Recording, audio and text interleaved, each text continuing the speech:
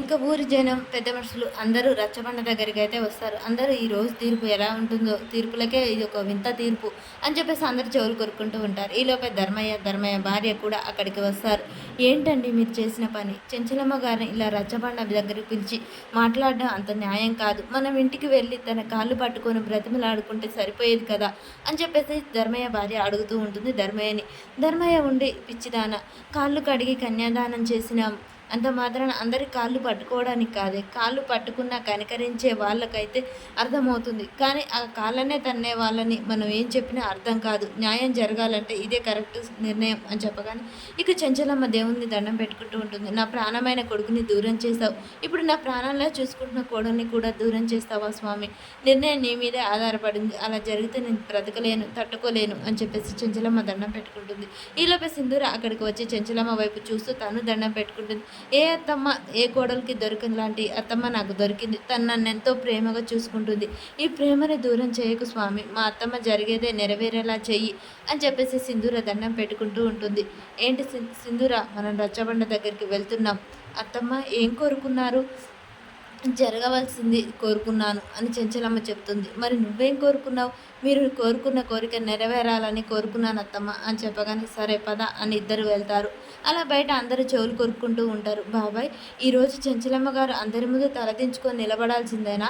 లేదురా, చెంచలమ్మ గారు ఒకరికి న్యాయం చెప్తారు తప్ప తప్పు చెప్పరు, కాబట్టి తను ఎప్పుడు తల ఎత్తుకొనే ఉంటుంది అని చెప్పి చక్రం అంటాడు. అక్క ఏంటో ఈ బుడ్డూరం, అసలు 10 మందికి చెప్పాల్సిన అక్క ఇయ్యాల 10 మందిలో నిలబట్టం ఏంటి? నాకైతే ఏమీ అర్థం కావట్లేదు అని రేణుకా భవతి చెవులు కోరుకుంటారు. చాముండి అసలు తన గొప్పలు చూపించుకోవడానికి అత్తమ్మ తన కోడల్ని కుర్చీలో కూర్చోబెట్టింది. ఈరోజు తానే అత్తమ్మకు తీర్పు చెప్పాల్సి వచ్చింది. అసలు ఈ ట్విస్ట్ ఇంత తొందరగా వస్తుందని నేను కోరుకోలేదు. తను మనని చేయితో చెంప మీదనే కొట్టింది, కానీ ఈ తీర్పు పెద్దమ్మ చెంప మీద కొట్టినట్టు అవుతుంది అని చెప్పగానే మనకెందుకులే, మనం సైలెంట్గా ఉందాం. ఇప్పుడు వాళ్ళు విన్నారంటే మనకు పడతాయి దెబ్బలు అని చెప్పేసి చాముండి ఇక రవిబాబు వీళ్ళిద్దరు చెవులు కొరుకుంటూ అలా ఎవరికి వారే చెవులు కొరుకుంటూ ఉండగానే చెంచలమ్మ సింధూర అలా బయటికి వస్తారు. బసవా, బండి రెడీ అయిందా?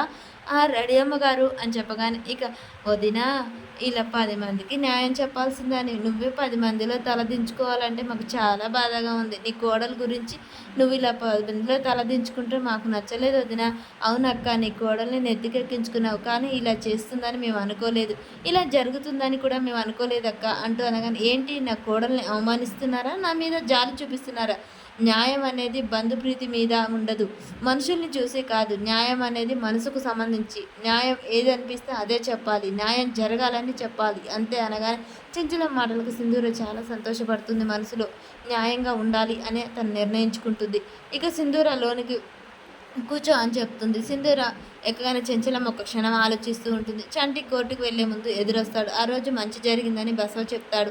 చిన్నయ్య గారులైనా చంటి ఎదురు రావడంతో మనం కేసు గెలిచాం అనగానే చెంచలమ్మ చంటి ఎదురు అని చంటిని అయితే పిలుస్తూ ఉంటుంది.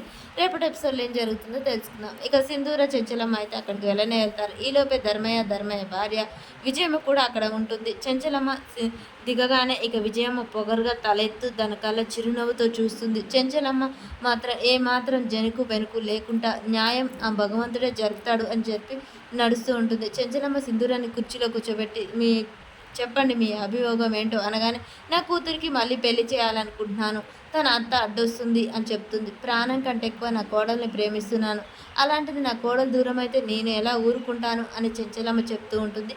విజయమ్మ ఇక్కడ న్యాయం జరగాలి అని చెప్పేసి విజయమ్మ మాట్లాడుతుంది.